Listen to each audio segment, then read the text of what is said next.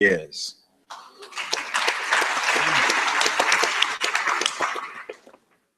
Mine is very brief, is to introduce the 4 speakers. I don't know if I should also introduce Zama. He'll introduce himself because he's chairing this dialogue. I should acknowledge the editor of the Daily Dispatch. I saw him coming in. Okay, he's somewhere there. The speakers for tonight are as follows. First, we have Professor Pitika Ntuli. I think you all know him, a sculptor, a writer, an academic, and he was in exile for about 32 years. Let's give him a round of applause. There's something that he does very well, and I can't do it for him. IsiZulu bathi is thakazelo. IsiXhosa bathi ukuzithutha. When you say all the oratory origins of your own clan. So I'm not going to do that because I can't do it for him. But I can do it for Advocate Sonwabile Mangcwatshwa, the CEO of National Heritage Council, who is here with us.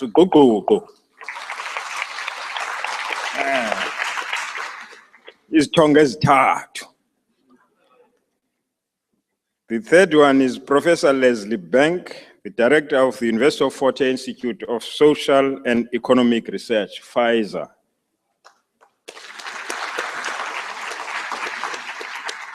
Fourth and last, and he is not here right now. Apparently the plane from Cape Town has been delayed. It's somebody you have seen many times in the media, especially on TV. Tumani Makwele, the 4th-year political science student at UCT, and the man who covered the Rhodes statue in you know what.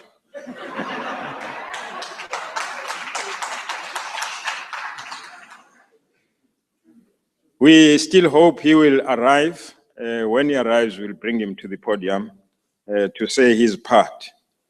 Ladies and gentlemen, that's all we have to do at this stage because at 7 p.m., Advocate Sonwabile Mangcwatshwa is supposed to be talking to you for about 10 minutes. That's the first one. Yes, but Zama will. Zama will take over now to do all that. Zama and Joanna, handle us. Thank you very much.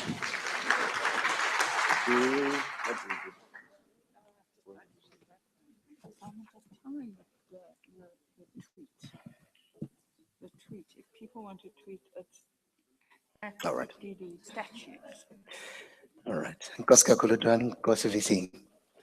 Marizibulisela kumntu wonke ngale mini namhlanje. Good evening, ladies and gentlemen. Well, without wasting any time, I think everybody is here today awaiting the 100th dialogue of the Daily Dispatch.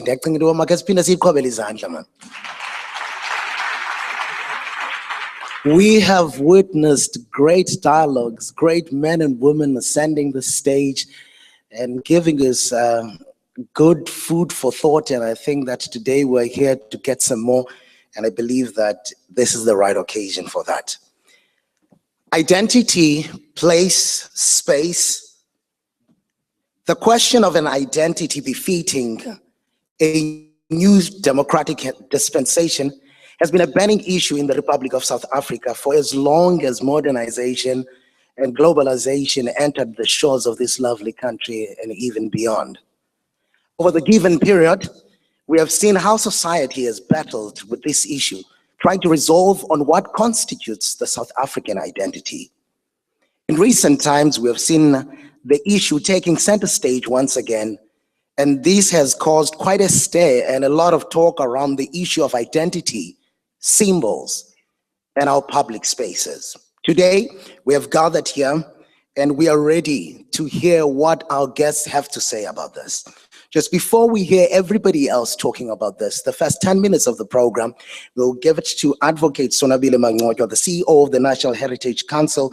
He'll be talking to us about preserving and presenting heritage. Ladies and gentlemen, please put your hands together as you welcome on stage Advocate Mangqojo.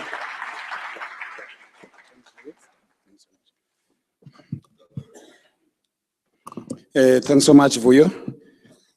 I can see your mic is positioned for shorter guys. By the way, I commend the management of the Daily Dispatch for putting together this important dialogue.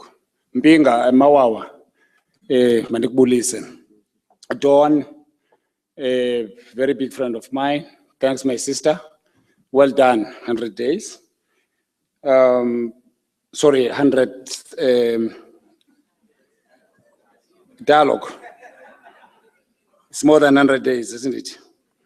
Now, appreciation to fellow panelists. Mr. Tumani Makwele, who's still coming, Professor Leslie Bank, and as well as Professor Pitika Ntuli, Ugodide, Usumbis, Tebulela Mhlekazi. Now, this vigorous debate on monuments and statues from South Africa's colonial and apartheid past, as we all know that it was sparked by UCT students, we should acknowledge the important role that they played. There's been, of course, in countrywide vandalism of statues and memorials, where, of course, others joined the bandwagon. Now, this public debate is long overdue. In addition, we are on record as the Heritage Council for having condemned the damaging and destruction of any heritage sites. Now, the issue of statues and memorials has revealed the level of anger, impatience, and as well as alienation in our society, of what I call feeling of alienation. We have seen shocking displays of intolerance and as well as racism that have been displayed, especially on social media sites. Now, what are the key issues here? Now, statues and memorials are not value-neutral based objects. They symbolize power relations in society. Now, one cannot divorce socio-economic and political issues like unemployment, state of the economy, transformation of our society, poverty, and inequality from the discussions around statues and memorials. During the apartheid era, statues and memorials were constructed to pursue an ideology of apartheid that was defined as a crime against humanity by the international community. They were there to validate legitimacy of a state and its ideology, what we call discredited ideology. Now we juxtapose that with the current nation state. Nation states all over the world, including South Africa, modern nation states construct statues and memorials in order to build a nation, to foster nation buildings and as well as social cohesion.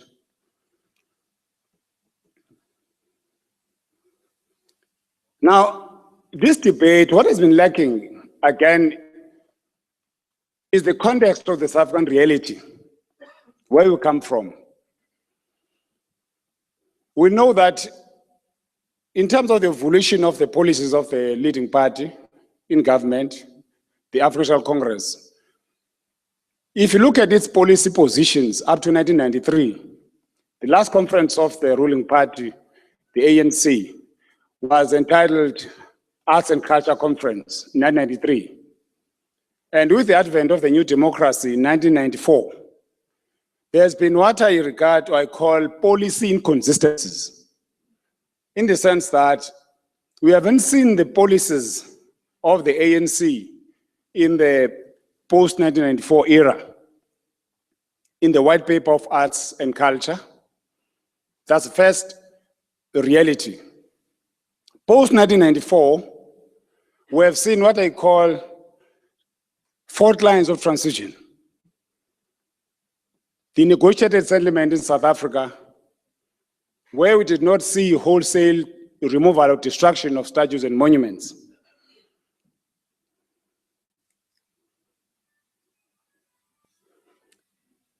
The dilemmas of transition. If you recall, during the reconciliation that was followed in South Africa, just before that, I spoke about the white paper of arts and culture. Another reality in South Africa is that we have seen discontinuities in the policies of the ruling party, but again, even in the reigns of arts and culture, 2 ministers of arts and culture in South Africa in first decade came from Inkatha Freedom Party. The first one was Dr. Ben Gubane, the second one being Mtali. That's a record, and as well as reality of South African situation. Moving further, we've seen what I've called reconciliation that was followed or pursued in South Africa. Now, in reconciliation, there were two schools of thought. One of the schools of thought, the first one which says, let's reconcile, let's forget. In us reconciling, let's forget everything that actually happened before. Forget the past and move forward. Don't talk about apartheid, usemva. Just move forward. This caused the second premier of this province, which I remember his quote when he said that is the Reverend Makenge Stofile, who said that it seems that the apartheid is an orphan. Nobody wants to claim it. Another school of thought said, we can't forget. As we reconcile, let's forgive but not forget. There was a TRC. And the TRC, the first seat of the TRC or sitting was here in East London, in City Hall. Now, some memorials were reconstructed, or can I say, let me just start here. In that era, there was removal of certain statues and memorials, people that you can regard as protagonists or key protagonists of apartheid. Who were these? It was Verwoerd. People like Malan were removed or relocated. Forster. These were done, albeit in a very ad hoc manner because there was no clear policy. I remember the then Premier of Free State trying to remove the statue of Verwoerd, Tara Lekota, and he was rebuked heavily by the then President, Nelson Mandela, at the time. Monuments like Blood River, the Fort Recker Monument, and many others were respected. Even those that were taken or removed, they ended up in the hands of communities, like Orange, like Verwoerd. There was no audit of monuments depicting colonial and apartheid era. Some people actually don't know this, that South Africa received its new flag even before elections. It therefore means that even the flag itself was not put into, can I say, public opinion, but it was accepted. What was called a rainbow nation or a nation of miracles. Now, the democratic government constructed other monuments side by side with the monuments that actually existed pre-1994. And these were, for instance, the Samora Machel Monument, Nkosi Albert Luthuli, Nelson Mandela Museum, the Freedom Park. Those who were in Eastern Cape at that time will remember that Eastern Cape in particular pioneered a concept of what was called community heritage projects, with involvement of communities as part of the recommendations of TRC. What are these? For instance, we recall that there was unveiling of a number of statues in the Eastern Cape. The 1960 Ingquza Hill Massacre, 1998, which led also after the exhumation and reburial of 23 Pondo Revolt heroes. OR Tambo Remembrance, Prophetess Noteta Nkwenkwe, 1998, Nkongobe Garden of Remembrance, Nompendulo High School Remembrance, Washington Mpumelelo Bong Memorial, 1998, Prophet Nzikana Commemorative Stone, Langas Massacre Memorial Rehabilitation of the grave, sorry, as well as rehabilitation of the grave of Professor President Robert Mangale Sosobukwe, the Battle of Grahamstown Heritage Site at Gazini, Pilache Heroes Memorial to those killed in 1982 in Maseru, and many others. In Eastern Cape, actually, those monuments, others were to find in the two rural communities. Now, the next phase of transition of our heritage landscape deals with the status and memorials of discredited past. This is very much important. That it takes us, ladies and gentlemen, because I was now doing what is called as-is analysis from 1994. History and heritage. The difference between history and heritage, history is very important, that dichotomy. History is everything that happened in the past, or what historians refer to as history. What is heritage? Those aspects of our past that we choose to emphasize for education, inspiration of the current and future generation, what we want to embrace, what to decide consciously to be, and how the world would like them, how would want the world to view us, and how do we want to view ourselves. Currently, the Minister of Arts and Culture has initiated a national discourse on the process. What is it that we must do with the monuments that reflect the previous order? Now there's a broad consensus on the need to reconstruct the public space. Now this debate, ladies and gentlemen, is about the political economy of the public space. It is about the art of politics and as well as the politics of the art. I'll go back to those. In the discussion that we've seen, for instance, last week in Freedom Park, where the Minister of Arts and Culture opened a space for discussion and conversation, there's a broad agreement that the statues or memorials that reflects the previous order, more especially the key protagonists of apartheid and colonialism in South Africa, must be removed. There's one General Opperman, who stood up last week on Friday. He said, General Opperman, as you know, is a retired general. He said that there's no problem, we agree that they must be removed. And he was told by one South African that if you go to Germany, you'll be hard-pressed to see a protagonist like Hitler in a public space. But the same General Opperman cautioned the audience. He said, but please remove them with dignity. Sanuzkhwicha. Sitengeni kwebaba omkhulu bethu aba.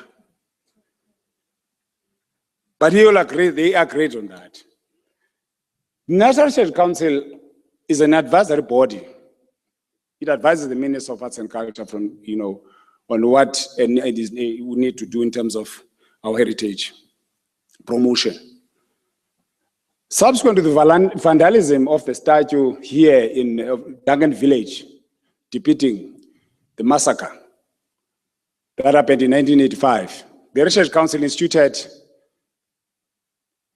a research. In that research, we did what we refer as international benchmarking. We sampled about 10 countries, looking at this policy lacuna in South Africa. We did Hungary, we did Eastern Bloc, Germany, how they have actually proceeded or done immediately after they, most especially treated the discredited ideologies or leaders of discredited ideologies. And those, that work and the policy guidelines are in the process of being published. Now, there are fundamental questions. That's going to raise those fundamental questions. As we go to this, as we enter this debate or this national conversation, and what are those? What statues and memorials will best memorialize or symbolize our identity, values and aspirations as South Africans? How do we foster this, what is called national identity in our public space? But also, how do we remember the pain of our ghastly past without celebrating it? We agree, I'm the first one to agree that this process has had its own frustrations and slowness. Now, this national conversation that we're involved in now. All right, Advocate, because we still have more time to engage, our 10 minutes is up. Thank you very much. Just a minute. All right, just a minute, because this is a very important point, just a minute. All right.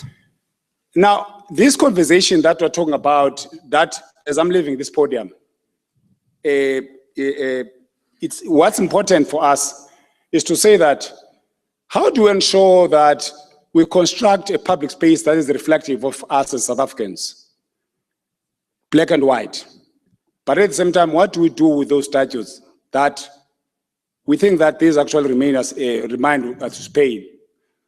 Cecil John Rose, you agree, and all in fair vote, they are spitting on the values of the nation state. But we need to say to ourselves, what is it that we do with those? And this debate is actually ongoing as South Africans. As I'm sitting down, we're also saying that it's going to go back.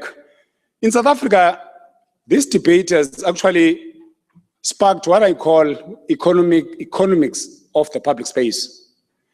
We were saying that, and we're the first ones to say that even if in South Africa you can have a very revolutionary statue, but if you don't have water, electricity, every time there's a crisis of Eskom and people of Ngakuni don't have water, what they celebrate as pride of the national space is linked to their socio-economic conditions. There is no a safety net that statue cannot be defaced. We have seen the kind of remembrance of O.R. Tambo that it was defaced. So this debate is so closely linked. We can litter the public space with every revolutionary. But as long as the socio-economic conditions of the people don't change, the issue then is that what is it that it needs to be done? We in the public space, we know that what is that must be done in terms of public space, but people cannot celebrate. As Amika Cabral said, that people don't eat policies.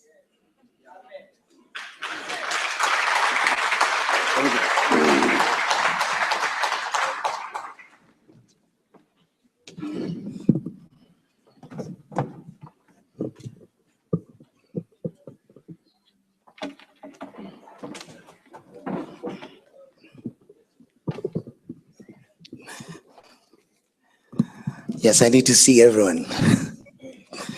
All right, once again, ladies and gentlemen, let's put our hands together for Advocate Mangojo.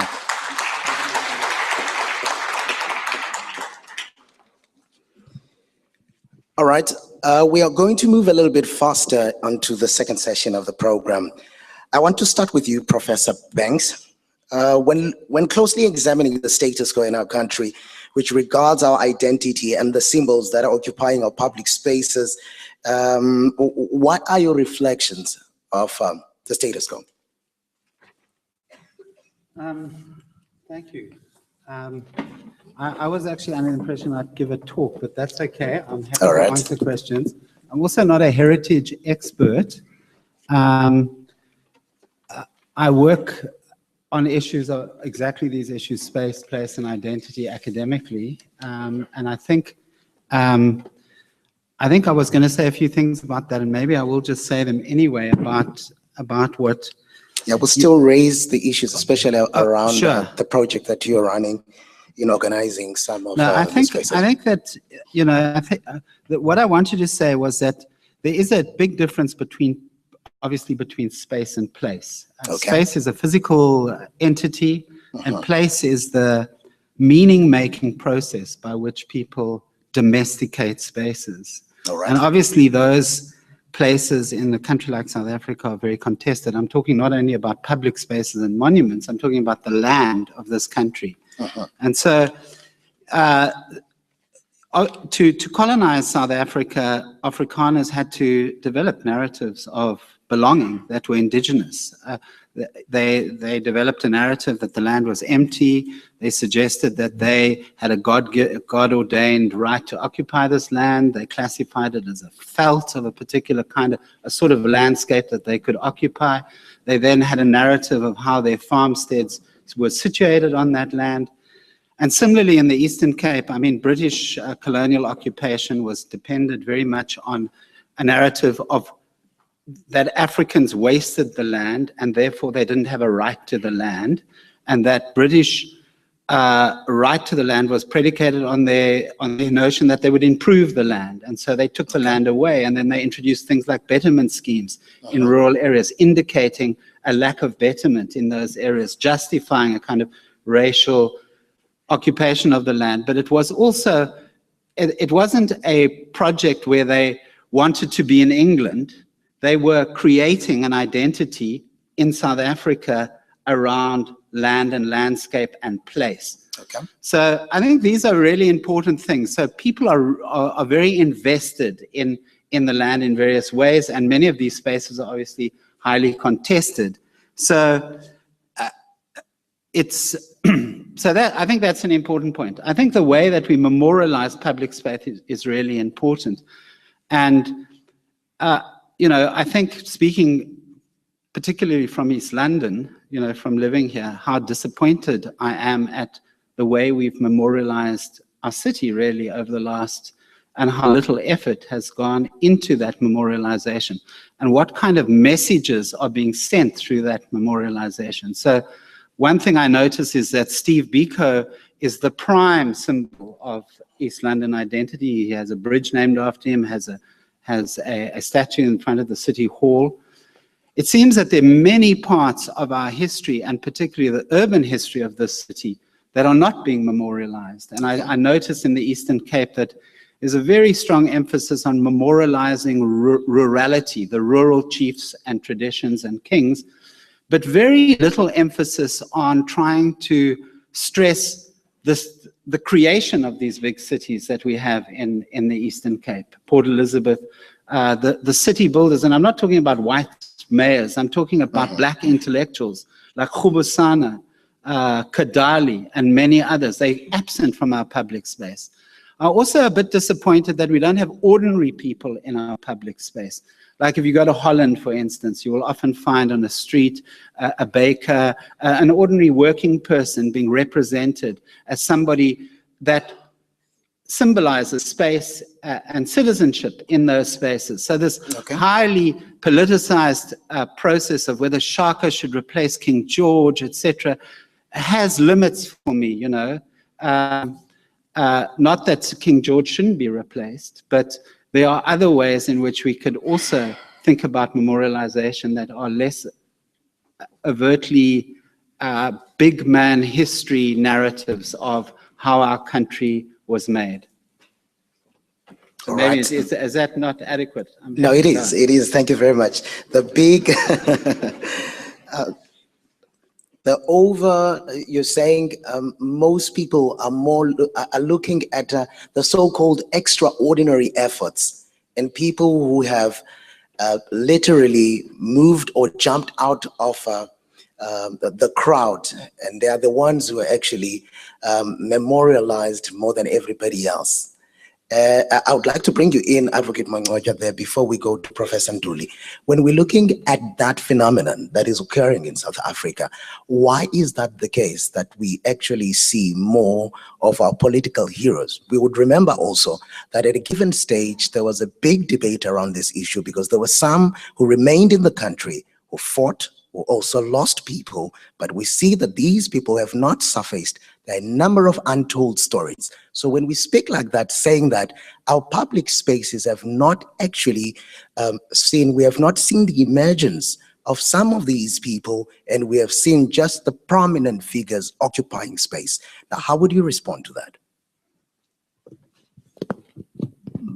I think the model that we're using needs to be interrogated. Okay. What model are we using? The old monuments and statues, for instance, is an advent of Europe. Okay, all right. And we just copied from Europe, how they memorialize legacies. And you find that that's why our spaces are dead as well. We don't integrate spirituality as part of our monuments. I mean, right now we are trying to help Marikana, a memorialization of Marikana. We're saying that, can we do something that is ours, not copy from Europe?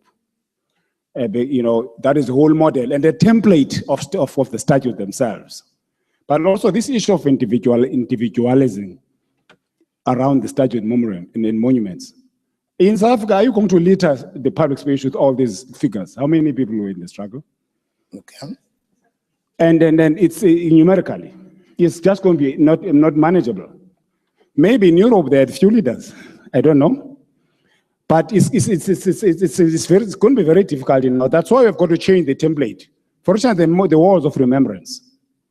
We can have a wall of remembrance, for instance, around major wars that were fought, the battles that were fought, by Insa, by Ndlambe. And then instead of maybe, because there's going to be a competition as well. I mean, in South Africa now, there's competition of foundations of leaders. There's a Karada Foundation, there's Mandela Foundation, there's Tambo Foundation. Everybody's coming to the foundation, even those who are still living. But if you're saying that, all right, but if you're saying then there is no clear model of going around this issue, but at the same time, before we are engaging on this issue, we already have a limiting factor on what can and not happen. Are we not sort of predetermining the outcomes of the engagements prior to the actual engagements? That's why this process has to be people-driven. We have not liberated what is called an African voice after 94 in the public space. We need to liberate that voice. Until we liberate the voice, I can say architects, they can do this, the sculpture, they can do everything, but there has to be, they have to be that voice of the masses. I mean, people in Tangan village, they defaced that statue because one of them said, but we never fought here, for instance, with, Asagais. Who is this guy? And this happened. We are not able to relate to this. Relate to the people themselves and say, but that's why the statue was defaced, because it did not reflect who they are. Professor Banks, let me bring you back. That is what now the advocate is saying on the issue. What would be your response to that? Well, in relation to Duncan Village? Not necessarily. If you said ordinary people are not celebrated. You said we see I do think there's a lack of imagination around the heritage space in South Africa, and also a lack of engagement. I think there was support for that idea as well. I think, there are just so many times you can memorialize Mandela, for example, just to use one example. I mean, if Rhodes is overrepresented in public space, other people can also be overrepresented, and that becomes a problem. So I think there's a lot of scope for creativity in this area. And I think that the kind of, what I'm also trying to advocate, because I really feel that if you want to connect some of these issues like unemployment, building a vibrant society and economy, you have to choose leaders in areas that are role models for the kind of development you want. Not only people that historically stood for primary resistance to colonialism. And so, you know, if you see role models like Khubusana or Kudali or others in a city, and you ask questions about who are these people, what did they do, mobilizing the urban working class, creating, you know, industrialization, changing our economy, I think we start to connect some of the problems that are at the core of our. And I'm a big, I mean, I write in the paper a lot, and one of my big things, as the Vice Chancellor knows, is I'm a big advocate of city development, of the metro in East London and Buffalo City Metro, really expressing their urbanness, okay? Really expressing their ambition as a city, and not pretending to be a rural place in a rural province. And I think to be able to express that is so important, because that's what the Eastern Cape needs. It needs vibrant urban areas. So maybe if some of the heritage interventions, I'm not suggesting that that is the only thing on the agenda, but can maybe try and connect the kind of role models we're looking for with what our country needs in a broader sense. All right, we have spoken of a development of a model that will better be suited to address this particular issue. We are already speaking of ways we could move forward, but I want us to backtrack just a little bit as I'm bringing Professor Ntuli to talk to us right now. Professor, when studying the nature of, now we're going back to what has been happening in South Africa, when studying the nature of the protest actions and the removal of the statues versus the artistic value of these pieces and what they represent, what are your opinions on what has been happening? It does look like all the previous speakers have taken everything I wanted to say. That's why I'm zooming to that. I would like to look at the issue of identity. That's the first thing that actually comes here. What is our identity?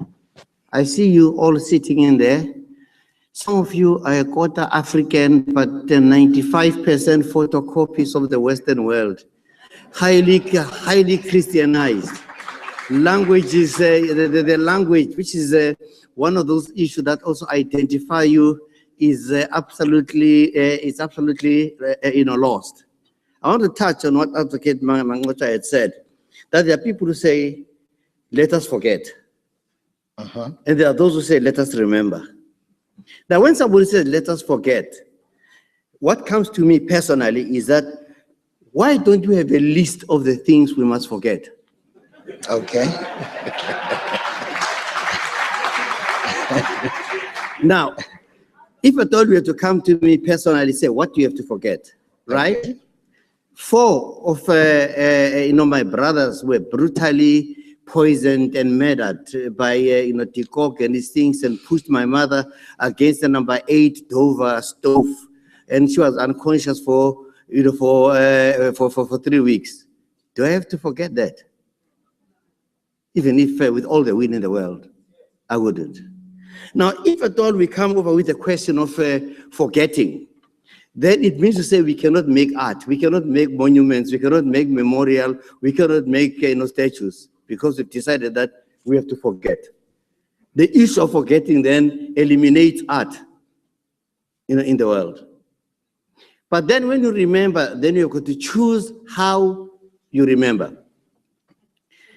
I will explain that from a personal experience of what I choose to do. Since we're up on this issue of identity, I want to remind you, some of you don't even know. First, they said we were natives. They placed us in native reserves under the Department of Native Affairs. When they learned that native meant we owned the land, they changed.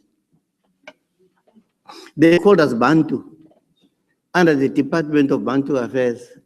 When they learned that Bantu meant we were the people, they changed.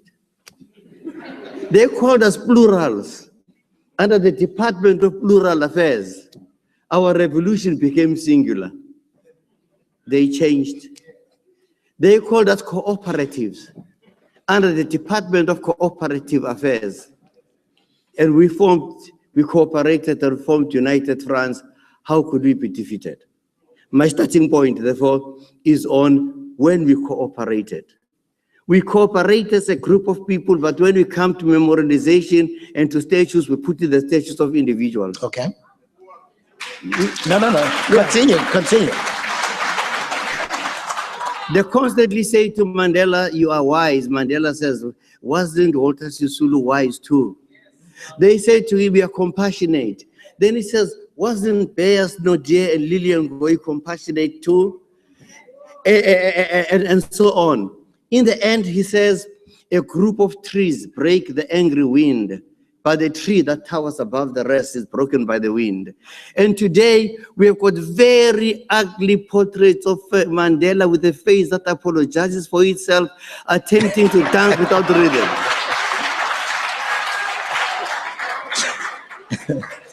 Towering all, all by, himself. Let me, very quick thing, because you'll question. I'm a sculptor, and a very good one too. and that's not a boast, it's just a biographical detail. Now, I was approached by the city of Johannesburg. That said to me, we wanted to do a monument to the Silverton 3. 3 young MK guys in 1980 who were going to blow up a petrol depot. And when they found that the depot was close to a white residential area, they said, we are not going to do it because we are not going to be killing civilians. When they realized the police were following them, they got into a bank, a Foxcars bank in Silverton, and there were 25 people in there. I won't go over into detail. So I said to them, I can't do a monument to the Silverton 3 because I don't know them. I don't know anything about them. They related this story. I said, but I thought there were 28 South Africans inside there caught in the madness of apartheid together. So I can't make the 3. I have to include these other people that were there. They said, how are you going to do it? I said, fine. I did a statue about 6 meters high of metal, and around it and there, we planted 25 trees for each of those hostages that were there. And said each of the families can put their names, in it. When Marikana burst out, I did a memorial of Marikana using wheelbarrows, corrugated iron hose, and gear boxes of cars to represent 34 heads of those 34 people that were in there. It could have been easily to say, let me put in Mambush, the man in a green blanket that everybody is more fascinated about. But I couldn't do that because once you put in one person, you're obliterating the history of the other people. Currently, I'm working on 20 life-size and more than life-size statues depicting the highs and the lows of our struggle ever since colonialism to move towards the process of reconciliation. And in between the sculptures, we're going to plant trees of reconciliation trees, indigenous trees of reconciliation. So nobody is going to come up there and say, we have been left out of this in a particular dialogue. So to move away from individuals, to celebrate historical sites, events, a group of people.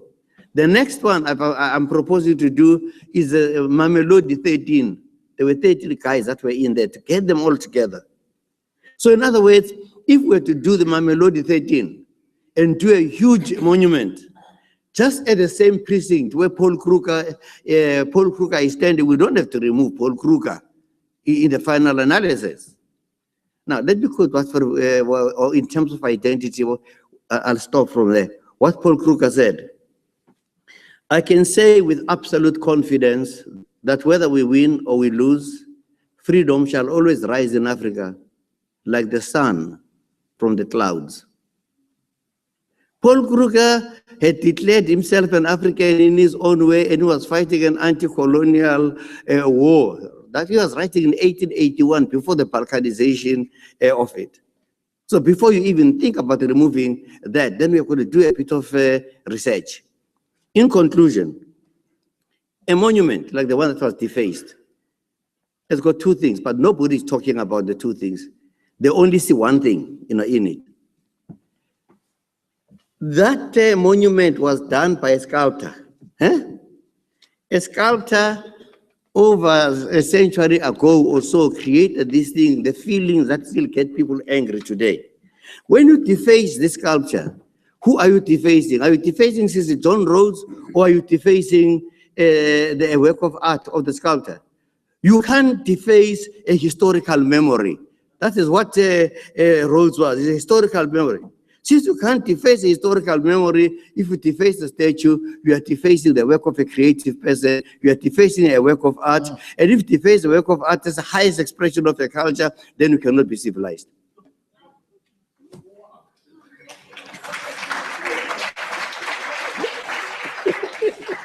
All right, I'll throw in a couple of questions more.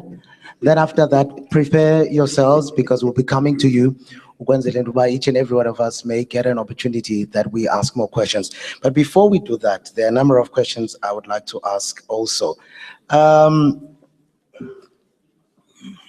think with that with those last words, you actually came to my issue, which I wanted to see an evaluation between the removal, the protests versus the artistic value that we find, and also how we can take that moving forward as a country. Now, I would like to bring our attention, let me come back to you, Advocate Mangcwatyo.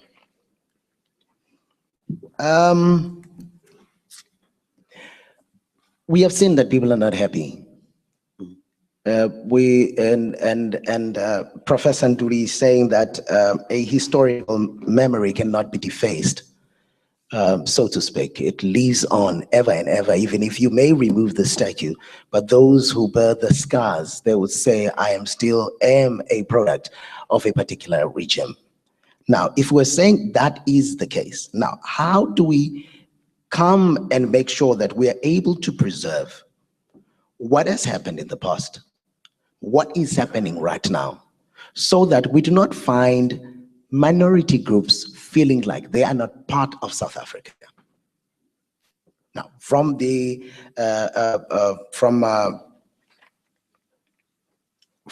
National Heritage Council, now how do we make sure that we strike a balance? What has been there, what is now, and making sure that it is not a question of just numbers who are getting what they want, but even those citizens who are in the minority in the country are also represented with our art. I think that's a sorry, are you Amanda? Okay, that's a fundamental question. That's why the debate actually is about, at the moment, reconstruction of the public space. How do you reconstruct the public space in order to ensure that we as South Africans will see ourselves as part of the public space? This is very much important. It is true that, for instance, Afrikaners, they converted into Africans. They're Africans. But in the public space, the removal of Verwoerd or what I call protagonists of apartheid doesn't necessarily mean that there is no white compatriot who can be part of the public space. People like David Webster, people like, go to the patriot whom Free State Airport, Bram Fisher. The list is long. Joe Slovo, yes. But the issue here is that people don't want to think. I think if you can, because we cannot have a public space. If you are a Yinza, some people will celebrate the fact that there's Yinza. But as Farnikek, I won't celebrate the fact that my heritage is not there. How to ensure that this public space actually is a true reflection of that? I'm saying that white patriots are there. And that I don't think, we said that even in Pretoria, that an exclusion of Verwoerd doesn't mean exclusion of all the whites. You cannot actually, you'd be hard pressed to see, for instance, somebody like Hitler. In fact, there's even law that you can't hang Hitler in Germany. You will be punished for doing that.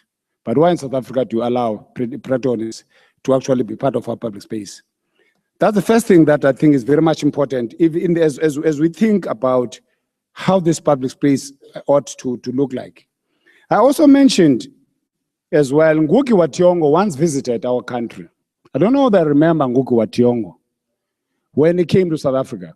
He never forgot when he was interviewed at OR Tambo Airport, how South Africa is still littered with statues and monuments of former colonizers. He even visited Steve Biko's home. And I actually looked at his quote, just which is very much important, when Ngugi wa Thiong'o said, he says that this internationally acclaimed scholar, as he traveled South Africa, was saddened by the absence of recognition of African heroes. No strict or town named for Steve Biko, after Steve Biko, one of the founders of Black Consciousness movement. He said, adding, the town where Steve Biko was born is called Ginsberg, just outside a place called King Williamstown. The memories of South African intellectuals like Steve Biko, Robert Sobukwe, founder of Pan-African Congress, they're hidden and bumped under European memory, and they will not be remembered. Now, the town called King Williamstown, I was asking fellow colleagues, just my friends, how do you call this town? Some people say it's King Williamstown. King, say king. Obviously, this thing is say king, it's a middle class socialites. But people in the rural communities around that place, they call it a Qonqa. Why simply just change that, let's say, signpost in municipality to call it a Qonqa? I would be hard pressed from people coming from Tata to call, they say, I've not seen anybody who says I'm going to East London. It's west to Buffalo City. If people say we're going to Emonti, Buffalo City is only a municipality. It depends on how to read about Buffalo City tomorrow. But it's called municipality, not the town. So the issue here is that I think we need to change. King Williamstown, Queenstown, you can just simply change. I mean, we've been very slow in that. Those can actually change immediately, you know, because I don't think that you really want that. But I've said, just maybe to conclude, I don't want to be seen to be bashing Eastern Cape, but where are the wars of dispossession?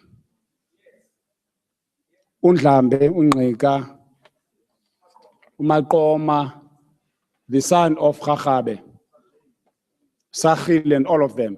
Just to mark the spaces, even if you don't build anything tomorrow, but just to mark those spaces.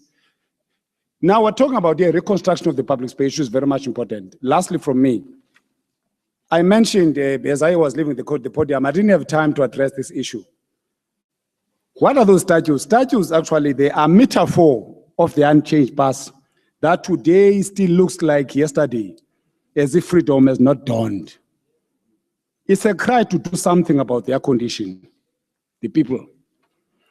If not the statues today, if nothing changes on socio-economic condition on the ground, if it is not foreign nationals today, tomorrow it may be something else if their situation remains unchanged. You need reconfiguration of the economic structure in South Africa. The beneficiation of minerals, grow the economy, produce sustainable jobs, load shedding, another problem. But I'm saying that it's a wake-up call to do something. And do something now, actually.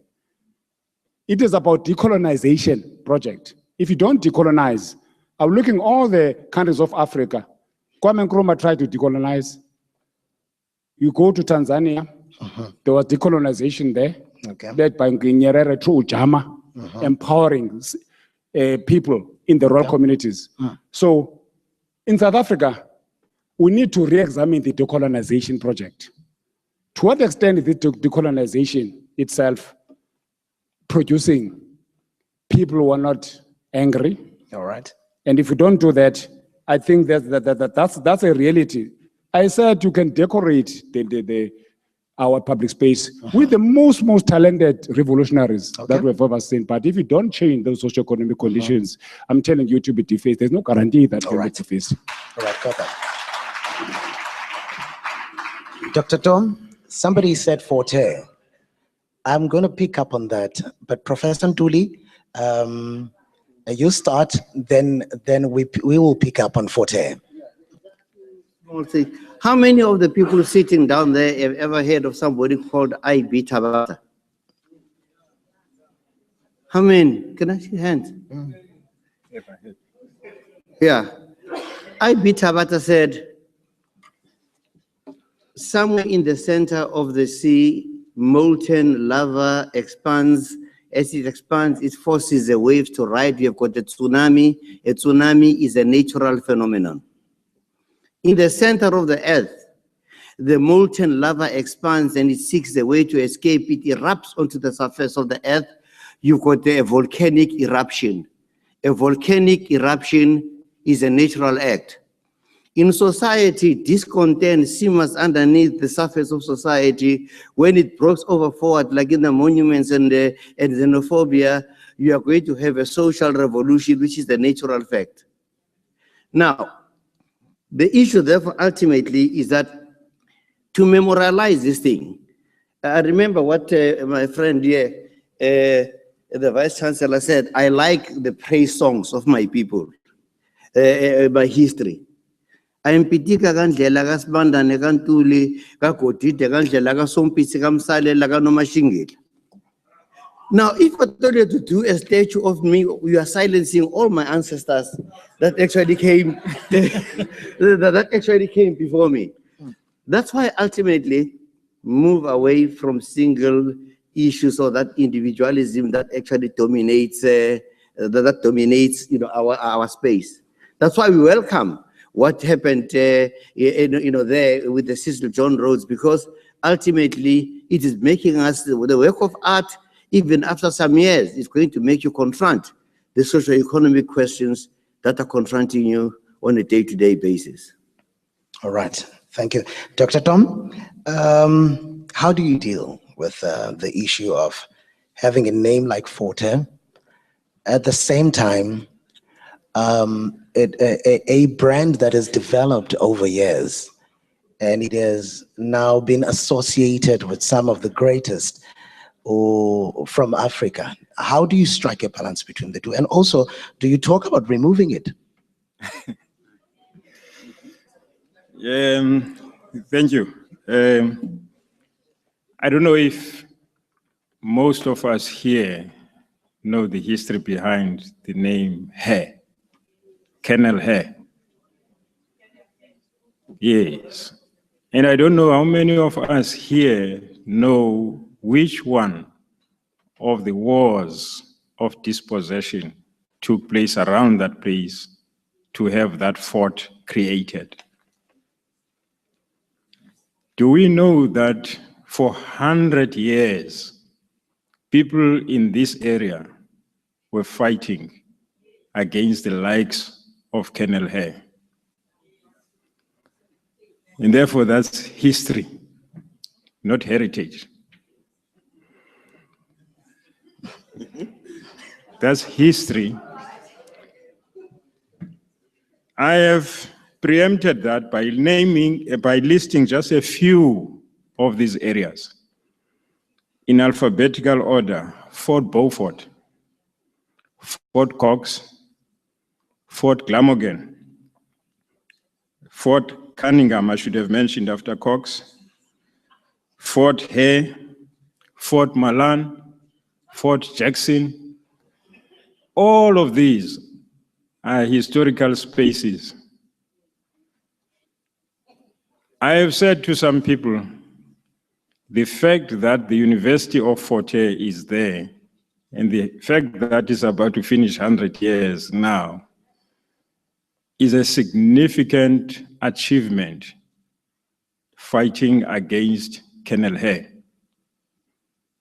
We have actually conquered the fort and we are occupying it.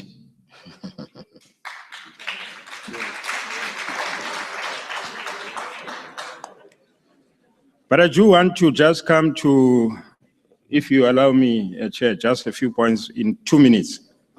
The whole issue about statutes is related, if I were to make the metaphor of an iceberg. It's just a symbol, the statue. Underneath it is a big rock that's solid and very difficult to move. And that rock, in our context, is the socio-economic transformation of this country. Because the statue is just a symbol, and the students have been fighting against that symbol simply because they identify that there is this rock underneath, the lack of that socio-economic transformation. I think Advocate Mangcojo has touched on that. And I think if we were to look at our context as South Africans, there's a hegemonic presence of all that relates to colonialism and oppression. You don't need to say, I am there oppressing you, but the political system itself is part of that. The language, Professor Pitika Nduli has referred to that, the economic structures that we use, and the social relations that we have, all of them portray, in a way, the hegemony of colonialism, which is present with us, without announcing itself, without saying, I'm colonizing you. Our minds are colonized. It is that fact that has led to some of the things that are happening, and it's as if Advocate Mangcojo was around when we were discussing this over the weekend. The statues have been a step, but next has been xenophobia. He has not said what comes next. Over the weekend, we're debating what may come next. I want to say it. We said an attempt at violent overthrow of government is a possibility. An attempt, I'm saying an attempt. But what can happen when that attempt comes? You may go through perhaps 2 routes or perhaps more, but one route can be dictatorship. But a positive route can be a real democratic transformation of this country, not just in politics, but in economic and social terms. Those are possibilities. But these are small steps that we should not take lightly. What is happening around us, including the xenophobic attacks that are taking place. One person, the historian who wrote The House of Palo, Jeff Perez. I'm now talking African values. Says when this country was colonized, some of the people who fought those 100 years against colonialism were saying, here is a group of people coming to join us. They may have white skins, they may have light hair, but when they come to Amagcirha, they become Amagcirha. They should become Amagcirha and become people who intermarry with us and form a society of the future and increase the clan and the kingdom of Amagcirha. But they refused to do that. And therefore they were said not to be people. In normal, traditional relationships, there are people who can claim to be Amazizi today, not because they are Amazizi, but they arrived in a place where the Amazizis were dominant and they were absorbed by Amazizi and became the people of Amazizi. So we should have absorbed the people who arrived here as colonialists, but they refused to be absorbed. Other point is what is happening now with xenophobia. We should be taking people who come to South Africa as South Africans and relate to them as South Africans today. That's how America was formed, and I'm not trying to be Western in terms of the tradition. America has got virtually nobody who has origins in America today. The natives of that place were decimated. But it's a thriving country. And again, I don't want to talk about reasons behind the attacks. Whatever the reasons, it's a very violent action that is not acceptable. We could address the reasons differently. All right. Thank you, All Chair. right, thank you very much, Sam. All right. Yes, please. All right, last question directed to Professor Bank. And then after that, my ushers will be assisting us as we'll be taking questions and comments. But the last question is, Prof. Banks, when we look at the importance of fast-tracking the issue, the process of defining fully South Africa from an ideological perspective to tangible objects, what are the benefits and how fast is fast? Sorry, I didn't quite get it. Just say again. The importance of fast-tracking Fast the track. process of defining fully the identity of South Africa from an ideological perspective to tangible objects, and in order for us to truly realize the ideal. Okay.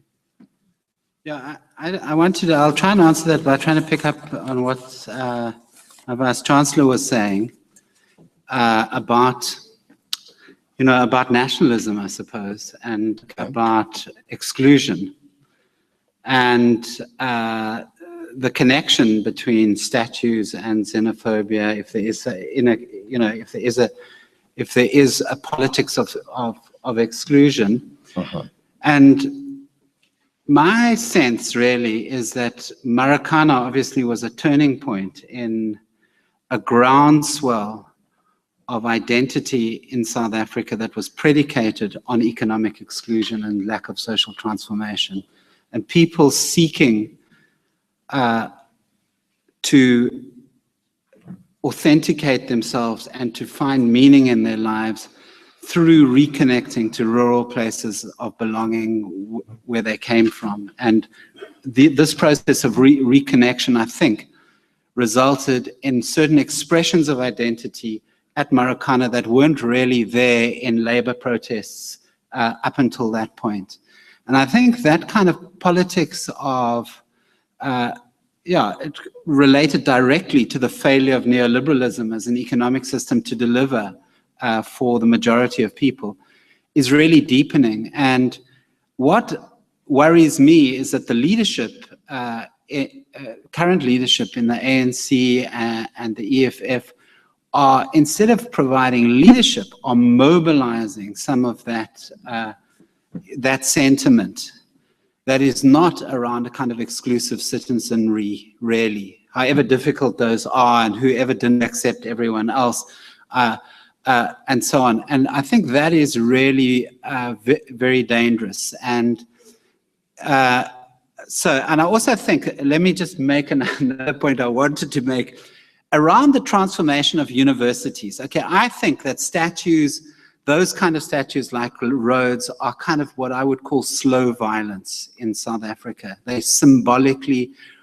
don't represent a moment of sensation or of striking anyone, but they simply occupy a landscape in a way that tells people that they are colonized. And I think that is really very important to change that.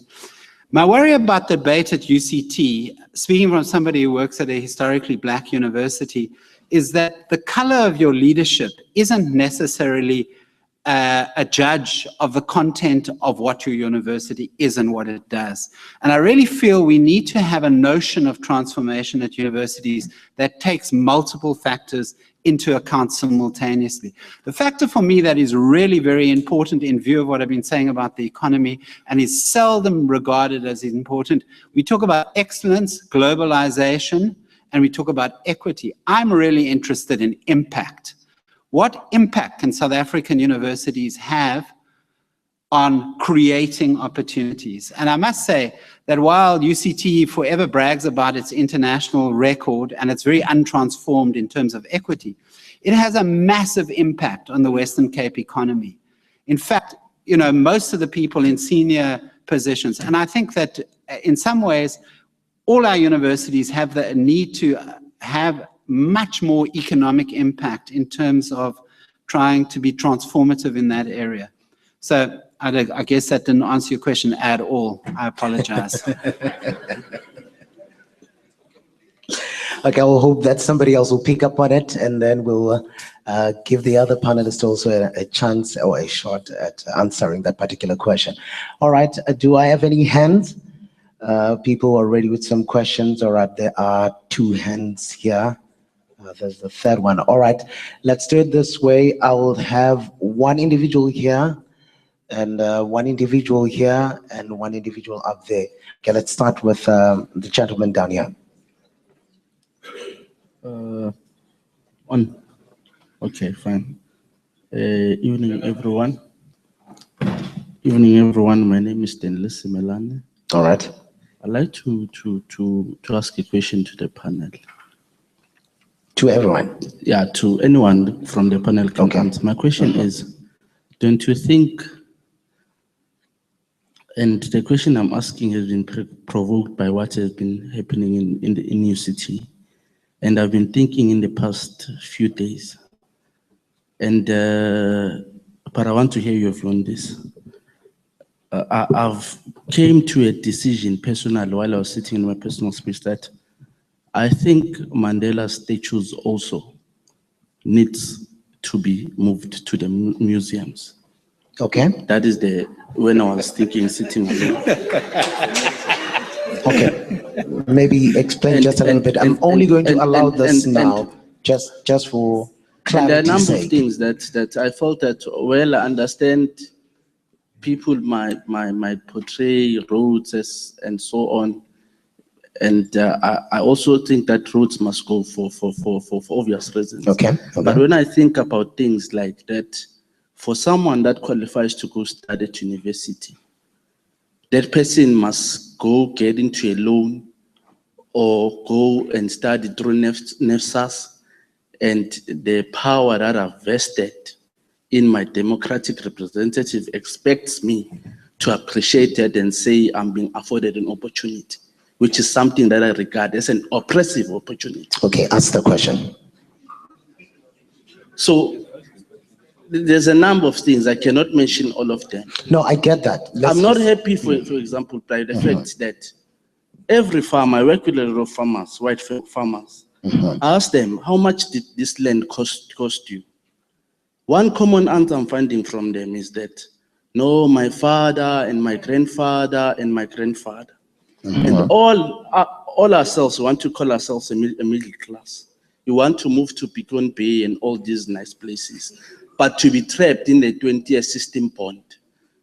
But my neighbor has bought his house cash from benefits that are linked to colonialism because of his grandfather and so forth and so on. Okay. So I what I'm saying understand that. is these are facts these that are you're facts. giving us. And Yes. for But me, ask the question now. my question is, don't you think Mandela's stage, because I feel that the freedom he gave Okay. us. All right. Thank you very much. I got that. I got that.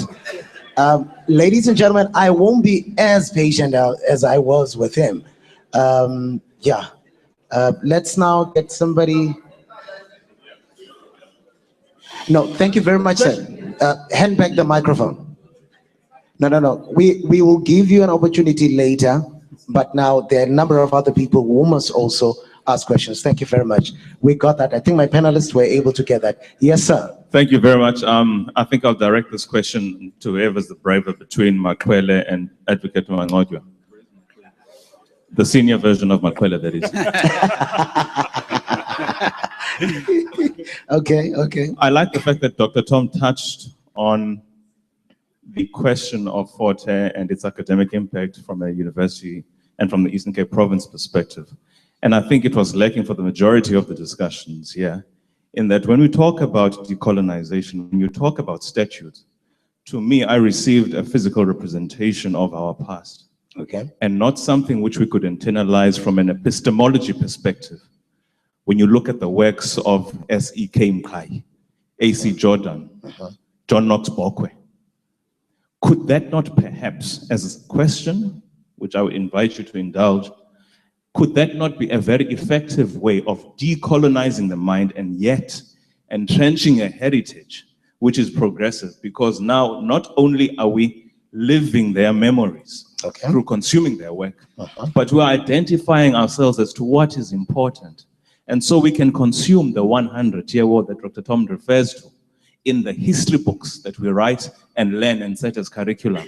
Unlike what Selborne College across the road here taught me, Ferdinand Magellan, Adolf Hitler, Stalin. Those were the people who I consumed as history, but not the people who are right here along the Kume bench. Could that then not be a way of dealing with this physical representation, which is always going to be offensive to somebody and celebrated by another group, and then just deal with the question of how academically we could memorialize and institutionalize our heritage and history? All right, thank you very much. All right, let's go to Angutata, Jane.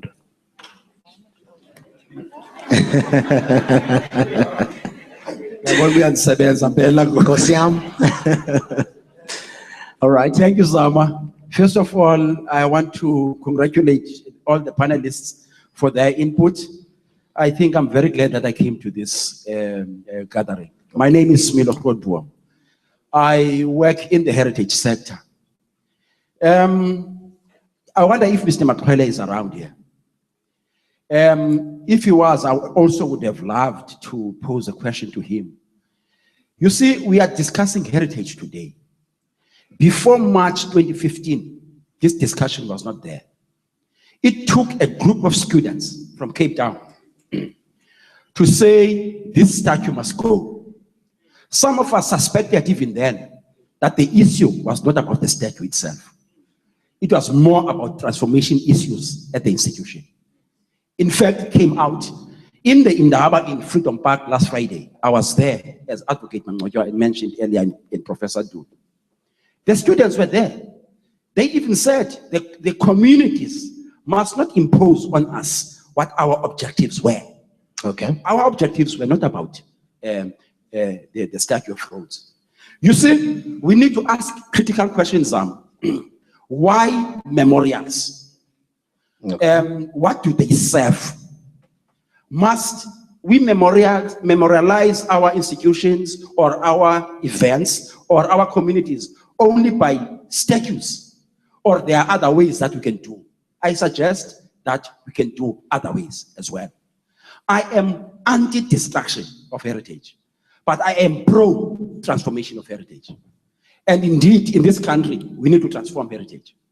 There's so much, the minister said on Friday, we need to engage as South Africans. Engage on this issue because we are in unity in diversity. And indeed, this is what we're doing. Thank you very much. All right, thank you very much. Okay, let's take some of the hands up there. Yes, yes. Thank you very much. Igama lam ndinguneliswa ndingwakwaSmoke ndingumamzothi ungqalo yebele unabele emntwini. Nkosi yami. Ndiyabulela okokuqala kwi-Daily Dispatch neForte. Thank you very much for this opportunity. I'm honored to be part of this 100th dialogue. with the University of Fort Hare, the Barometer of African Thought.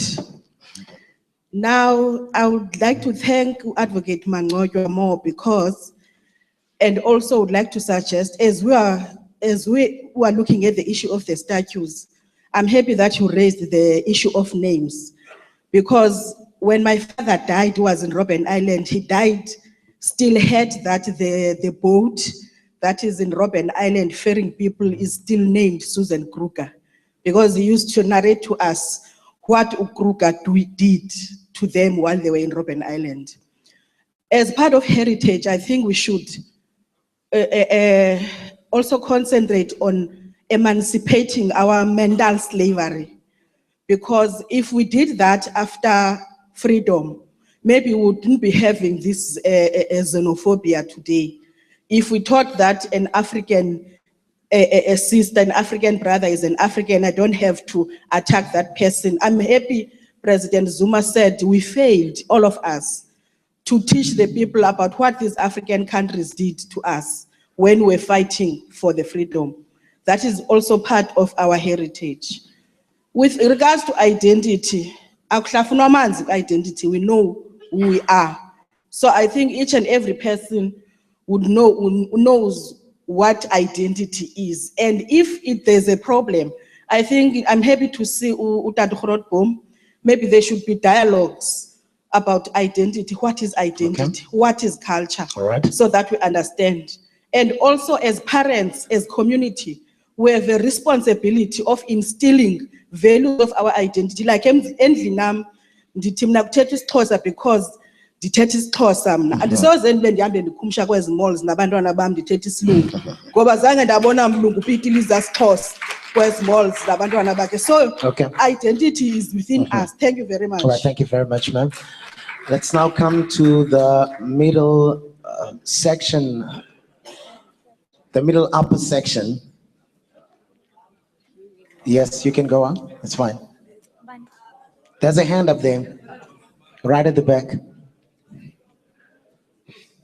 Molweni, ndingumcabeni ke mnakhe ngomnyaba isithuko endizayibeka isiXhosa kakuhle le nto ngoba sithetha nge-identity yethu. So ubuza abantu ngolu kamthethayo mangoyixuba lesilungu usaziconfuse izinto ngoba imajority ibambe imajority apha ngabantu abathetha isiXhosa but uyafumaniseka uba kwathina aba sithetha isilungu koko, which means the identity yethu asikayazi kakuhle. Nantsi ke ngoku into ebalulekileyo. Mhlambi manditsho le nto, careful there. Ngoba we are talking about the identity of the country, South Africa. Okay. So tread softly, tread softly. Okay. Ngicela ibambe kancinci ebhuti. Bhuti kuthethwa nge-transformation apha. I-transformation ikhona kwi-document, i-implementation le ingenziwayo. Ayi-implementwa, i-freedom chart ikhona yonke le nto. Ayi-implementwa. Ngubani lo ufeyila abanye abantu? Suthi sonke. Yithi mna ndenzeni as upresident we-states to transform abantu. Because thina sizo-president mos, asizo-ministers. Ngaba babantu wasi-principal befanele babenza yonke le nto sithetha ngayo ngoku. Nantsi ke mhlekazi wam into endizakuchazela yona eyenzekayo. Uyabona xa ukhiwa i-RDP okanye amagali, kuthiwa ngoCyril Ramaphosa amagali. Xa kokhiwayo apha eMalinda kuthiwa yi-Sunside Park indawo xa ibizwa. Inqwela apha esitratweni ke ngoku. Ibe sesithathu singufezivutha uthetha ngaso. Sawude kube nini sisilo ukubana makwenziwe i-transformation, because i-transformation ixhomeka nguzithathu qha lapha esithibole. Naxa kokhiwa i-RDP house, istrato masibizwe ngomntu olocal oye-active kula area. Kuthi utata ubani mhlawumbi nguye oyelela abantu ukuze bafane umhlaba, kuthiwe mhlawumbi ngumcwabeni umzekelo. Kuye kusoloko yonke indawo kuba uMandela, uba uMandela, uba uMandela. Uzawubona esisakhe istatyu ngoku sePretoria siwiswa ngabantu because yonke indawo yethiwe ngayo. So ndizama ukuthi ke kwipanel yethu umbuzo wam uyi-1. Ndivile phayana kubhuti lo Uzibizile zonke ezi-40. Umbuzo wami i-40 la kuyo uqala nini utshintsha igama lakhe? Inkosi. All right, let's take the hands. Say, yes, we can take one of those gentlemen. Thanks, and Awethu Zumani. I think what I would want to start with is that maybe the non-arrival of Mr. Matlwele has put us at a little disadvantage in engaging this dialogue. But let me go to my point straight. I think the UCT and the Rhodes University context are quite important to this dialogue, in that UCT continues to represent quite an untransformed university in our country. When the VC speaks there, he says, we have conquered the fort. But the question is, can people in the University of Cape Town be able to say they have conquered that which Rhodes represents in that university?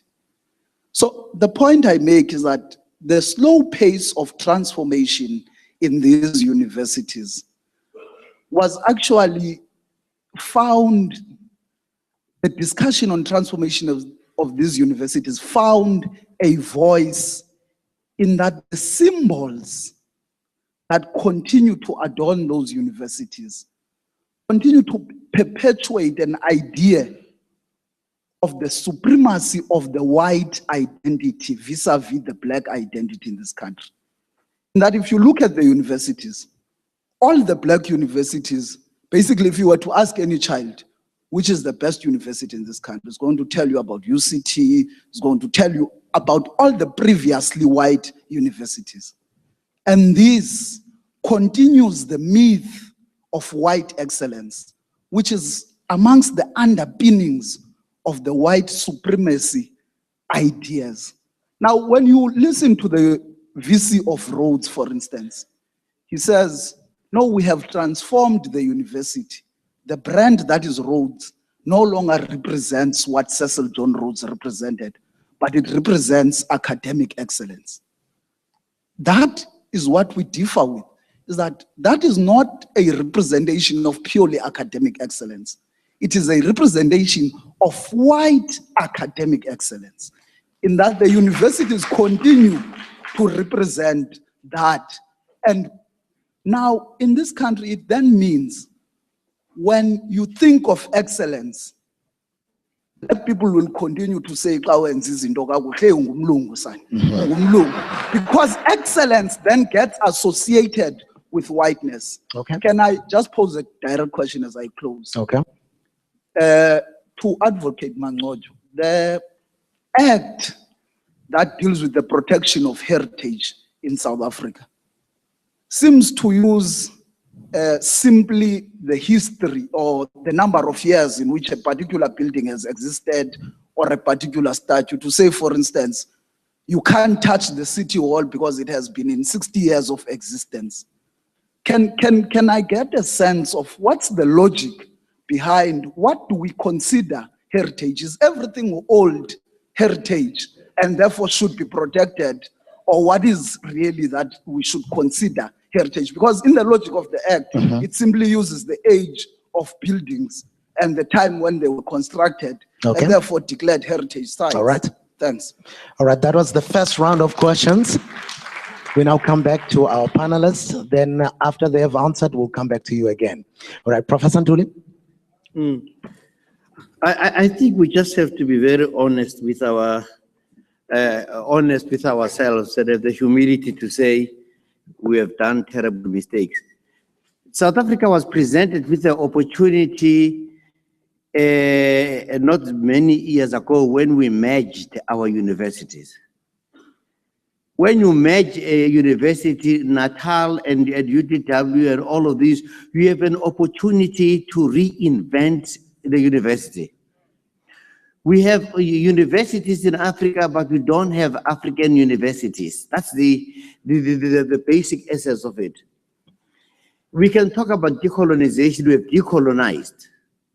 We decolonized, Britain. We've decolonized, settler, these things. But colonialism is dead. But coloniality still exists, in our mind. That state of mind.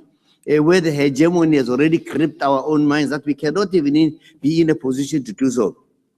Cape Town, for instance, makes me, I don't know what. I was chairing the Ministerial Advisory Panel for the Development of African Languages in Higher Education. The first thing we did when we went to the university was to say, do you have a language policy? Do you have plans to do it? What have you done?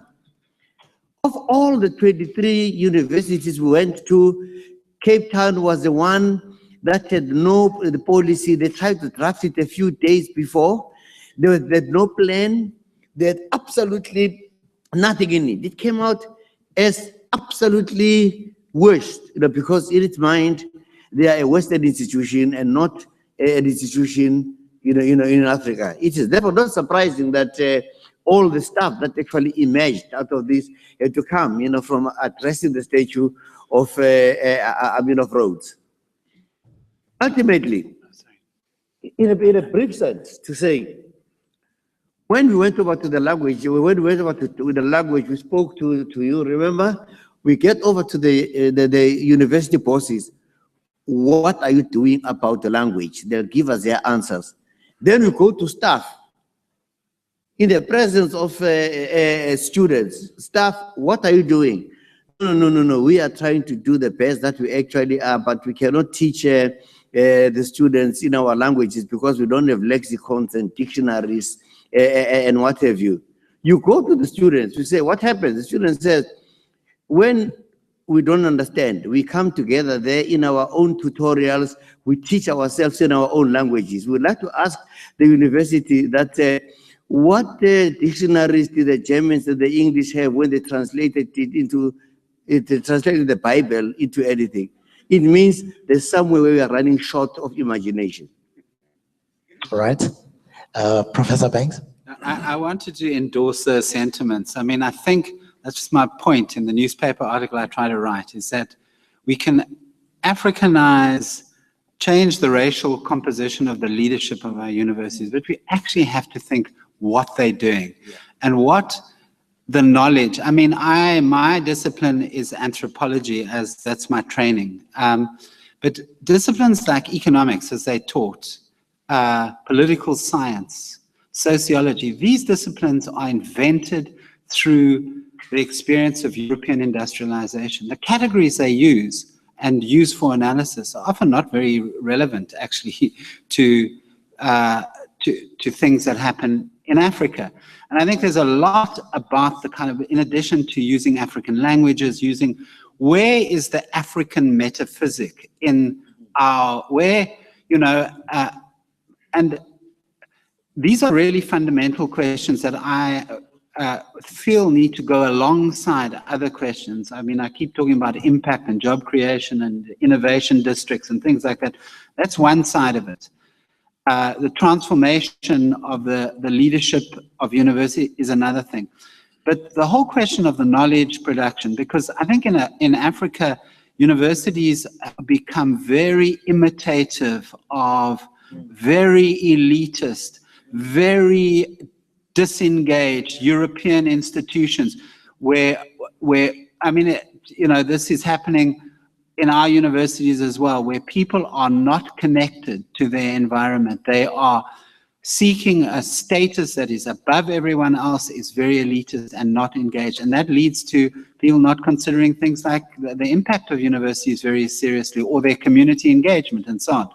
So I think the questions are epistemological, as you pointed out over there, and those are really important issues. And we need to teach I run a course, a master's course in African studies, and my students are not interested in reading many white people's work, that we want to find epistemological points of entry into debates about the world and globalization and issues through accessing texts in our region, this region in particular, as our point of departure. Soga, Bokwe, others, we will look at that work with the attempt to raise bigger issues from that point of view. And I think the students find that very interesting. They find it much more interesting.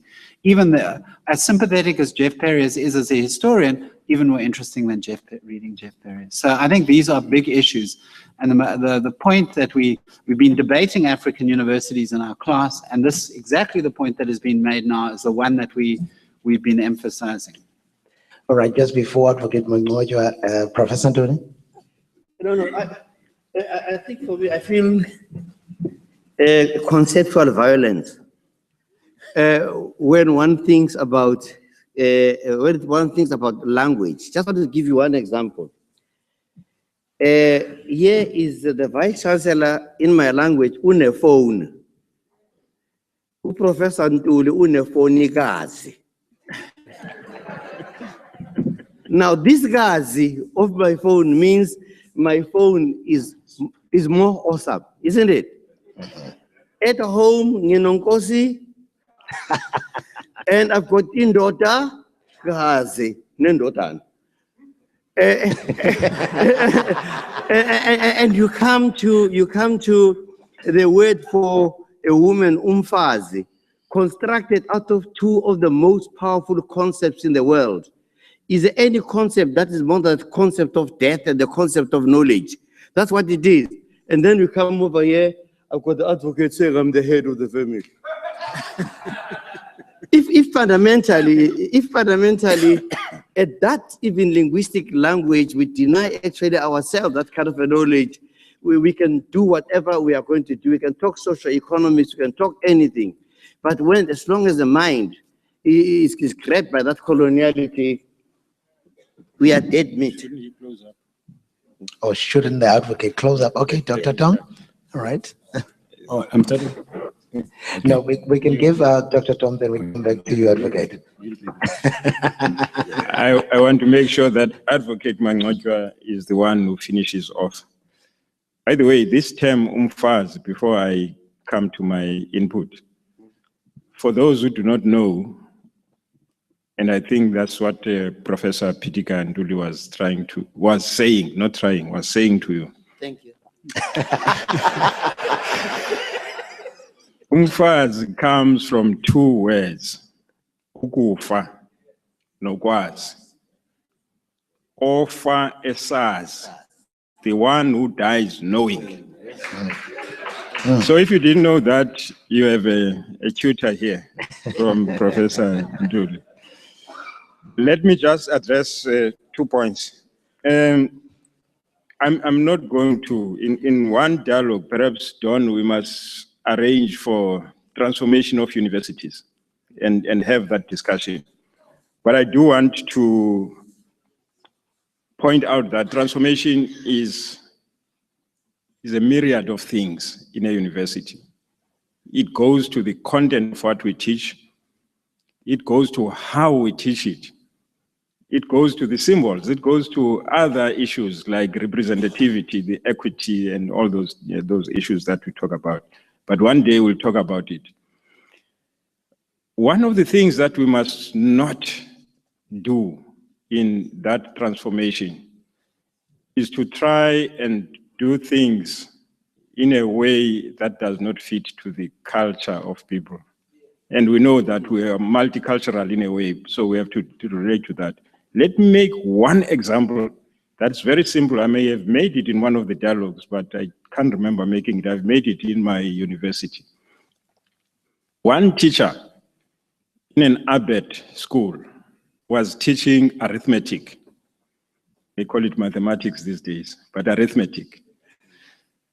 He was saying to these old fathers and mothers, 7 subtracted from 12. And one of the old men could not make it. and say what exactly 12 minus 7 will be. Then this teacher tried to simplify it and said, if you have 12 cattle in your kraal and the boys in the village come and take away 7, how many will be remaining in that kraal? This old man said, 12. I said, no, Dada, 12. And you take 7 of the cattle. The boys take 7 of the cattle. How many will be remaining? He said, 12. Dada, why? Dada said, no boy in my village can go to my kraal and take 7 cattle. Never. Can never happen. So I will have my 12 cattle there. So examples that we use should be relevant and contextual so that people understand what to do. That's, by the way, one of our alumni, the one who raised the epistemological issues about decolonizing the mind, and I'm not going to go into that, is a true example of students who have come from Forte and done postgraduate studies elsewhere in these universities that we call excellent. And they have done very well after leaving Forte. He went to Stellenbosch, he did law here at Forte, and went to Stellenbosch and did his master's. I think you passed cum laude, Songes, am I right? Or first class, whatever. Anyway, he did well. One thing about transformation is exactly the point that Awetu raised about excellence and where it is, and the color of excellence. We need to demystify that. Some students from Forte went to Rhodes to do information technology after passing BSc at Forte. They were not accepted to do honors initially. They were told, you come from Forte, now perhaps you need to do 3rd year again before you do honors. If it were not for Salim Padat, the then Vice Chancellor of Rhodes, those students would not have been accepted at Rhodes.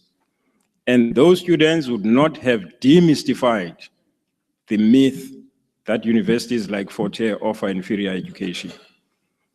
Those students did honors and went on to do masters. They did very well in honors, they did very well in masters in information technology, which we do very well, by the way, at Forte, and innovatively so. My students are working in the Transkei area, area, where they have been assisting people who have never been to school to use information technology to access social grants and other benefits and be able to buy through technology that they've devised. So these myths need to be debunked at some stage. Concerning the name of Forte, I'm not running away from that debate, by the way, by saying those thoughts and everything else. That's a debate that we can open, but we must engage with honestly. My council said about 2 weeks ago, and we debated the issue, and they said we should open the debate, let people come up, let them come with proposals, let them say why they think Forte is not relevant these days as a name. And then we debate that, those who are for, those who are against, and see how it goes. And it cannot be changed by one person, by the way. The Vice Chancellor is powerless in some of these. That's why Max Price had to call the council, had to call alumni, had to call the Senate and debate the issues. So it's a participative issue when it comes to this. I've got my own views, but I cannot impose those views, and I don't want to close the debate on the matter. At some point, by the way, some leaders in this country had closed the debate. I won't say when and who those leaders were, lest their statues be put in the museum as well.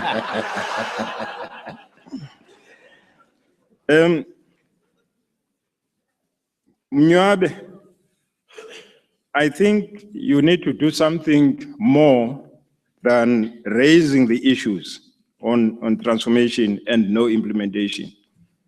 I got very worried when you said that person should start implementing then you are disempowered. It means the people of this country can never do anything. The leaders must do things.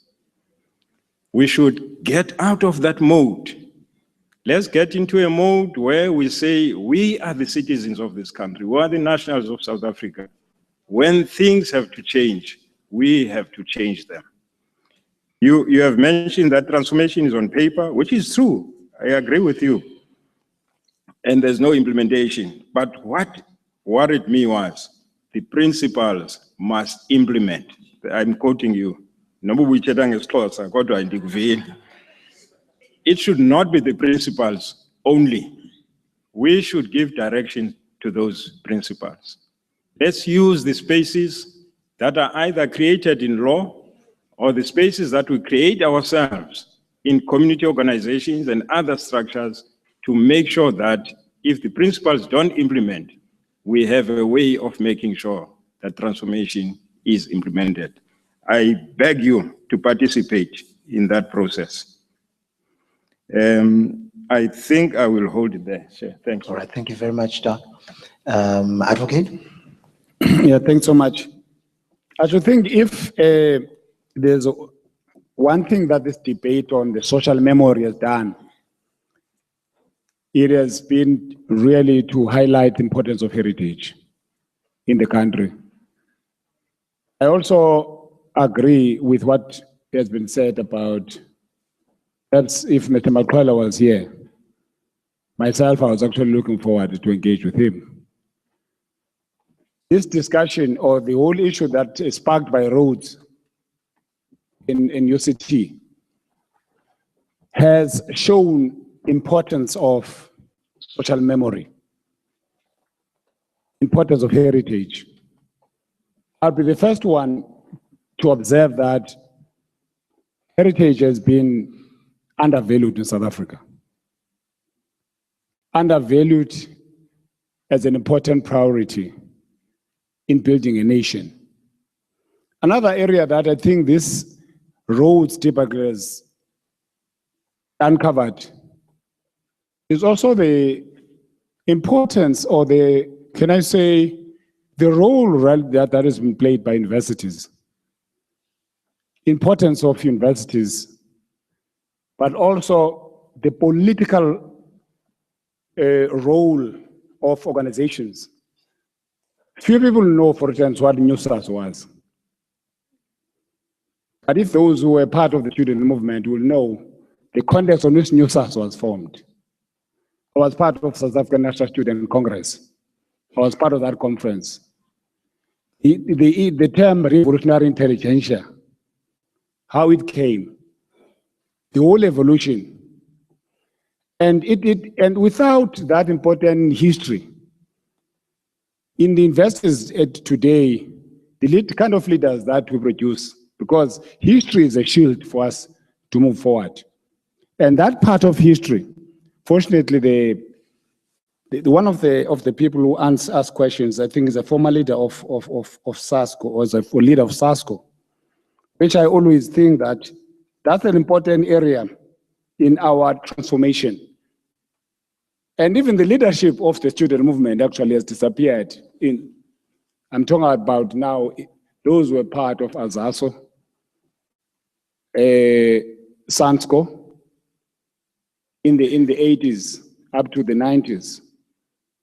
And if you look at the role at the moment of that particular leadership in the current political dispensation, either in government, you see a deficit of that particular kind of leadership. And I think Rhodes and UCT has actually unveiled actually the importance of that. I mean, people like Dr. Tom, you read about them as part, of course, when in their own generation, in what was called Wentworth. Wentworth. And the kind of, it's not written. I wrote an article, I sponsored an article on the 23rd anniversary of SANSCO, on front of SASCO, in the Daily Dispatch. And I was engaging the leadership, current leadership of SASCO about that. Very important history. Question again about why don't remove Mandela? I like Frantz Fanon when he said that each and every generation has a mission to fulfill. Either that mission is either betrayed or fulfilled. Mandela and his generation, they fulfilled and never betrayed their own mission. Sitting here, I think I like what also Rhodes, one, city students have said, that they said that they have got their own mission to fulfill. What is your mission?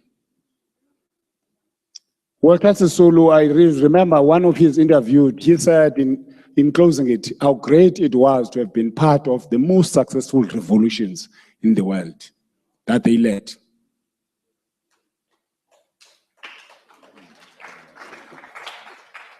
I think we dare not touch that leadership.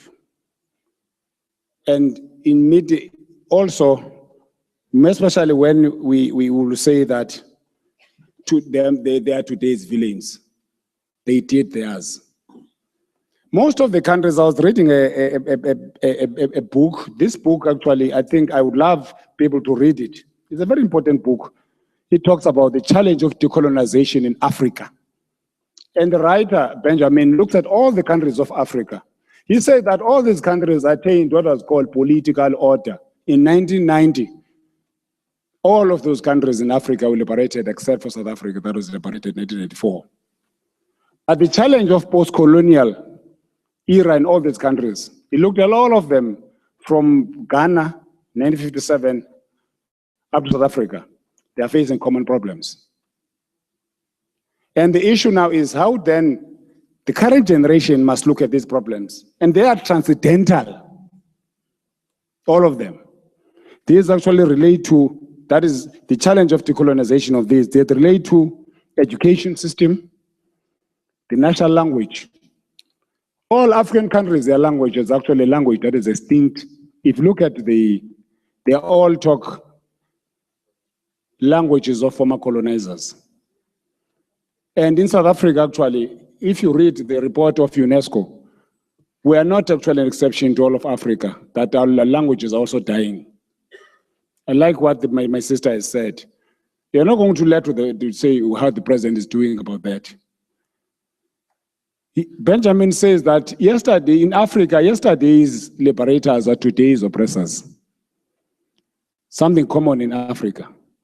The oppression is not just about oppressing somebody, but you're also your own oppressor by not speaking your language.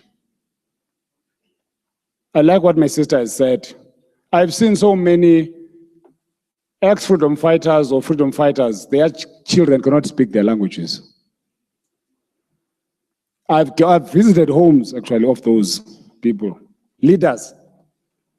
When you speak to the child, Kunjani, when you say to this son of a freedom fighter, Molo san ndifuna tata wako, he said, hang on. Dad, somebody speaking your language is at the door. Somebody speaking your language, you and my mom and dad, there's this language that you used to speak, is at the door. I mean, these are people who were leading, who actually, they are leading now, some of them. We take our kids, all of us, to former models to schools. And it's what Ngugi wa Thiong'o calls cultural assimilation. How they sing, for instance, they lose. And everyone is called cultural assimilation. I think this is very important. Each and every country in Africa has suffered this problem of assimilation. Our languages, our economy, and so on, and all of this. And lastly, I'm just responding to questions. I agree with my fellow panelists, of course. There's a question about 60 years in NARA Act. I think if one thing that this debate is also about spaces as done, it has also, can I say, it has also shown that heritage not only plays a less important role in society, but it's not understood as well. We don't understand what a declaration of heritage site means. We don't, the language that are being used, degrading. We don't even understand the evolution from 1994, that all the statutes, when NARA Act came, they were degraded. Unfortunately, there's a former CEO of SARA who's here, this is Pumla, will tell you about that. Culture or heritage was only a space for practitioners. And yet it's important, it's part of our lives. South Africa needs a cultural revolution if it has to succeed. 60 years, it's part of the NARA Act. I agree, you have read that act. Why 60 years? It's actually the framers of that act when they looked at what was called heritage, or what is called heritage resource.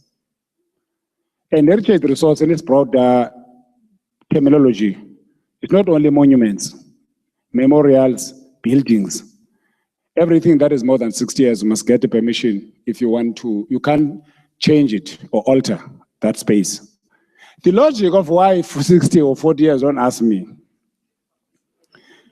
But what is important, I think, it's us to revisit those.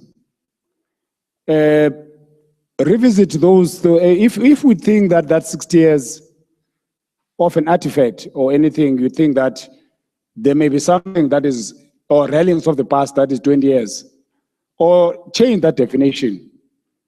So in the decolonization of the public space, those are areas that we need to think and reason out about them, how to those actually been transformed. There's a transformation charter actually that we have put outside there. But even that transformation charter, some people may not be aware about it. And transformation charter is very important in that regard. And people should actually learn and go through it. And that's the brief what I can say. Thank you. Ladies and gentlemen, a round of applause for our panelists.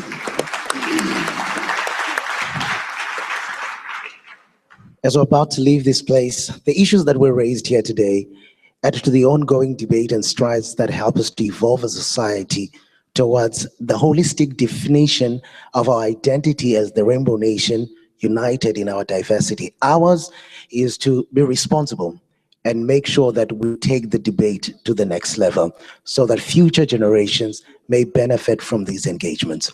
As we're about to leave, Professor Ndudi, we did say that he is also a poet. He said, with all what we've been talking about when it comes to issues of languages, he will then give us a poem on the issue of language. Ladies and gentlemen, put your hands together for Professor Ndudi as he gives us his language poem.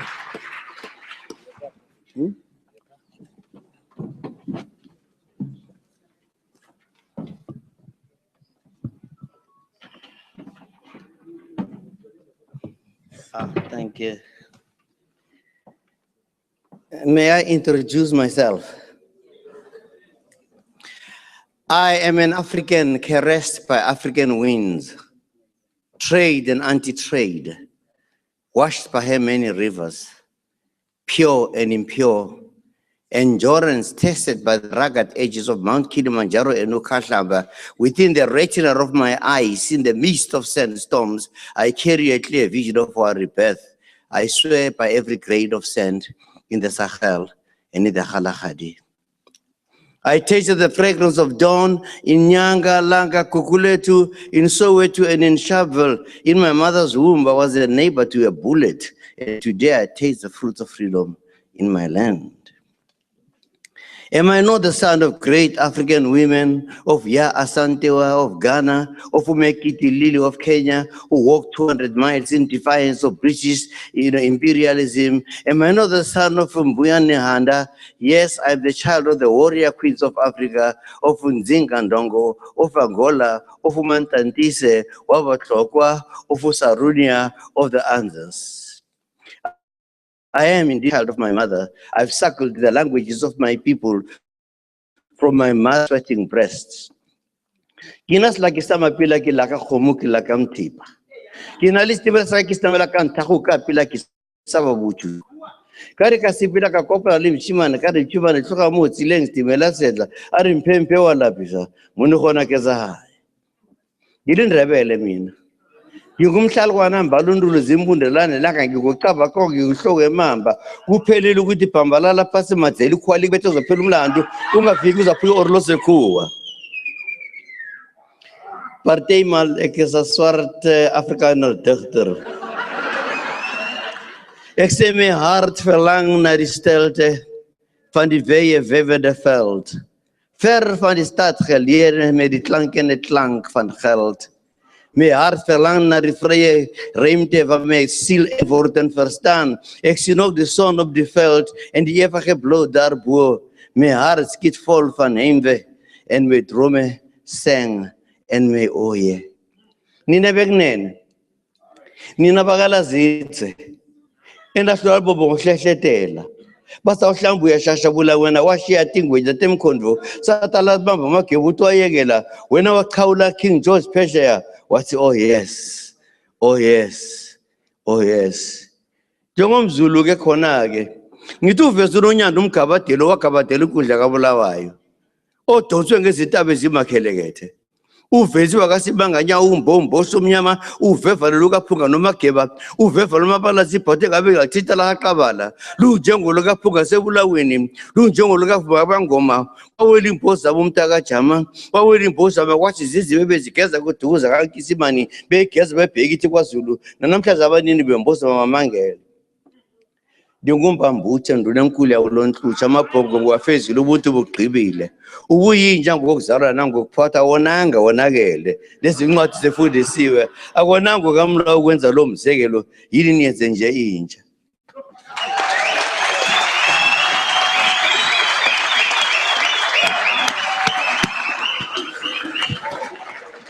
Thank you very much, ladies and gentlemen. Good night.